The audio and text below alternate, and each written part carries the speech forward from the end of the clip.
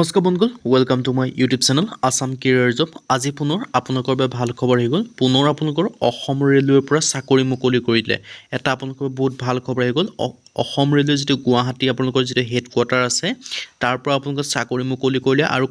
আৰু কেইবাটাও যেটো ষ্টেচন আছে সেই ষ্টেচনৰ ফালৰ পৰা প্ৰায় 5647 টাকৈ আপোনালোকৰ ভেকেন্সি মুকলি কৰিলে অসম ৰেলৱে ফালৰ পৰা যদি আপোনালোকে অসম ৰেলৱেত যদি চাকৰি কৰিব বিচাৰে তেতিয়া আপোনালোকৰ বহুত ভাল খবৰ হয় এনেকুৱা এখন এডভাৰটাইজমেন্ট মুকলি কৰিলে অসম ৰেলৱে ফালৰ পৰা আপোনালোকৰ সকলোখিনি ডিটেইলছ এই ভিডিঅ'ৰ যোগে আলোচনা কৰা হ'ব যদি ভিডিঅ'টো ভাল পায় ভিডিঅ' লাইক কৰিব লগতে চেনেলটো সাবস্ক্ৰাইব কৰি দিব এনেকুৱা ধৰণৰ ভিডিঅ'সমূহ প্ৰতিদিনে পাই থাকিব সকলোতকৈ আগত লগতে ভিডিঅ'লৈ বন্ধুসকলৰ মাজত শ্বেয়াৰ কৰি যাতে সকলো বন্ধুসকলে এনেদৰে জবৰ আপডেটসমূহ প্ৰতিদিনে পাই থাকে আৰু আমাৰ হোৱাটছআপ চেনেল লিংক ভিডিঅ' ডেসক্ৰিপচনত দিয়া আছে তাতো আপোনালোকে জয়েন হৈ ল'ব পাৰে তেতিয়া আপোনালোকে ডেইলি জবৰ আপডেটসমূহ পাই থাকিব ইয়াত আপোনালোকে দেখিব পাইছে এনএফ ৰেলৱে হৈছে নৰ্থ ইষ্ট ফ্ৰন্টিয়াৰ ৰেলৱে হয় এটো যেটো হেডকোৱাৰ্টাৰ আছে গুৱাহাটীত আছে তাৰ ফালৰ পৰা আপোনালোকক প্ৰায় 5647 টাকৈ ভেকেন্সি মুকলি কৰি দিলে আৰু প্ৰতিকিটা ভেকেন্সি আপোনালোকে অনলাইন যোগে কৰিব পাৰিব এটা আপোনালোকে ঠিক আছে এনএফ ৰেলৱে এপ্ৰেন্টিছ ভেকেন্সি মুকলি কৰিলে ইয়াৰ কাৰণে অনলাইন যোগে কৰিব পাৰিব north east frontier railway Guwahati আপোনালোকে দেখিব পাইছে গুৱাহাটী ফালৰ পৰা ভেকেন্সি কিনি মুকলি কৰিছে গুৱাহাটীটো হেডকোৱাৰ্টাৰ হয় হেডকোৱাৰ্টাৰ ফালৰ পৰা বহুখিনি ভেকেন্সি মুকলি কৰিছে মানে অল আসামত গতি অনলি আসামৰ বাবে প্ৰায় 5647 টাকৈ ভেকেন্সি মুকলি কৰি দিছে আৰু ইয়াৰ কাৰণে এপ্লাই অনলাইন যোগে কৰিব পাৰিব সকলোতকৈ আগত জবৰ আপডেটটো পাবৰ বাবে চেনেলটো সাবস্ক্ৰাইব কৰি লওক এনেদৰে প্ৰতিদিনে সকলোতকৈ আগত জবৰ আপডেটসমূহ পাই থাকিব ইয়াত মই সম্পূৰ্ণ ডিটেইলছটো জনাই দিম কি ডকুমেন্টছ লাগিব এজ কেটাৰ কিমান বিচাৰিছে কোৱালিফিকেশন কিমান বিচাৰিছে মই সকলোখিনি জনাই দিম সো আপোনালোকে ভিডিওটো শেষলৈকে চাই থাকিব আপোনালোকে দেখিব যে এনএফ ৰেলৱে এপ্ৰেন্টিছৰ ফালৰ পৰা ভেকেন্সিখিনি মুকলি কৰি দিছে আপোনালোকৰ বাবে বৃহৎ অপৰচুনিটি আহিছে অসমতে থাকি ৰেলৱে হক আপোনালোকে চাকৰি কৰিব পাৰিব আৰু ইয়াত কেনেদৰে আবেদন কৰিব পাৰিব মই হেতু জনাই দিম সো আপোনালোকে ভিডিওটো শেষলৈকে চাই থাকিব ইয়াত আপোনালোকে দেখিব যে লাষ্ট ডেটটো দি আছে 3/12/2024 মানে ডিসেম্বৰ মাহৰ 3 তাৰিখ পৰ্যন্ত এই ভেকেন্সি কিটা কাৰণে আবেদনসমূহ কৰিব পাৰিব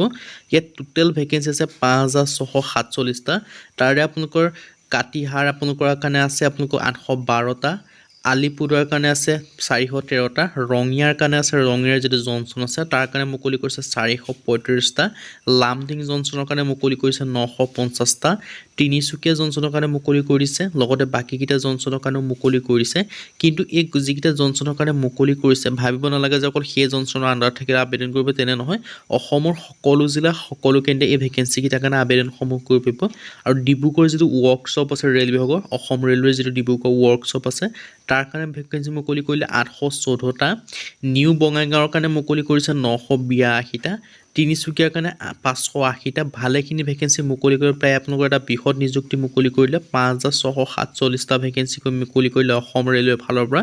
যদি আপোনালোকে ইন্টাৰেষ্টেড হয় অসম ৰেলৱেত যদি আপোনালোকে চাকৰি কৰিব বিচাৰে আবেদনসমূহ কৰিব পাৰিব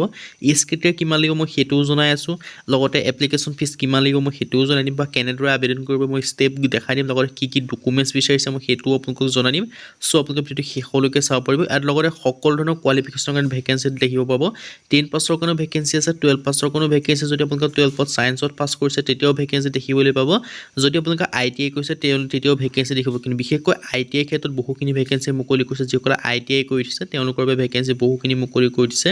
লগতে এনএফআৰ যেটো হেডকোৱাৰ্টাৰ মানে গুৱাহাটীৰ কাৰণে 661টা কৈ ভেকেন্সি মুকলি কৰি দিছে